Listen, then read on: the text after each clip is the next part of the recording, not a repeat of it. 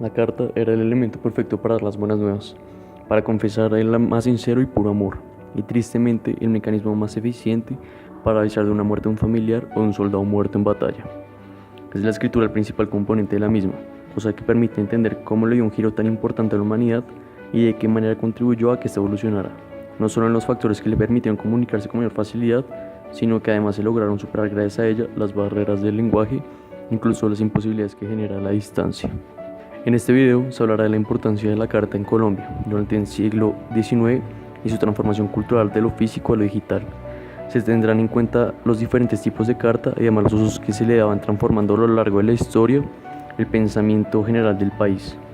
Para abordar este tema se realizará una entrevista con la historiadora María Isabel Zapata, que nos ayudará a profundizar el tema sobre la importancia de las cartas en el siglo XIX.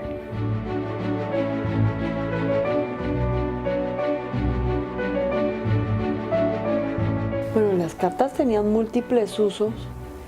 en Colombia a principios del siglo XX porque prácticamente era una de las principales formas de comunicación a larga distancia, era como la que lograba conectar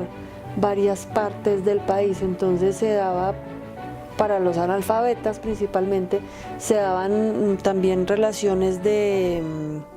cercanía íntimas entre las personas, familiares, de visitas, etcétera, etcétera, y ya pues también estaban relacionadas con cosas mucho más, digámoslo, en ese tipo de asuntos oficiales, empresariales, de alguna otra forma también está relacionado todo lo del gobierno, etcétera, etcétera.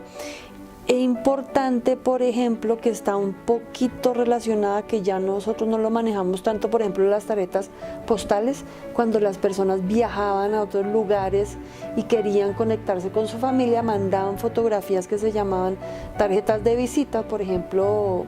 el hijo de algún empresario importante que se enviaba a Europa, por ejemplo, estudiar en Barcelona. Entonces esta persona enviaba postales con sus fotografías y en la parte de atrás escribía cosas íntimas de la familia sobre su viaje y les comentaba a quién había conocido, etcétera, etcétera. Entonces pienso que hay muchos tipos de comunicación que nosotros podríamos llamar hoy en día que son cartas y que contemplan tanto lo escrito como también lo visual, cosas íntimas como cosas oficiales.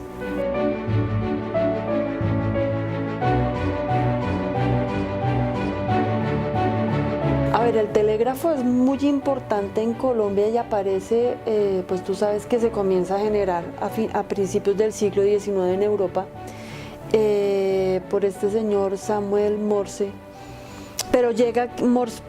aquí a Colombia en 1865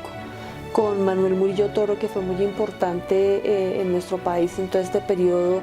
liberal. Y lo que hace el telégrafo y lo que lo hace tan importante es que le permitía a las personas tener una retroalimentación inmediata. Tú sabes que a partir de impulsos eléctricos y desde la codificación y decodificación de esos impulsos se lograba tener un feedback inmediato. Entonces una persona mandaba un mensaje con estos toquecitos del dedo y inmediatamente después de que llegaba era codificado, unos minutos, segundos después, le era enviada la respuesta desde el otro lugar. Entonces es una comunicación mucho más inmediata, mucho más rápida. Fue muy importante para la modernización del país a finales del XIX, comienzos del siglo XX, para su industrialización.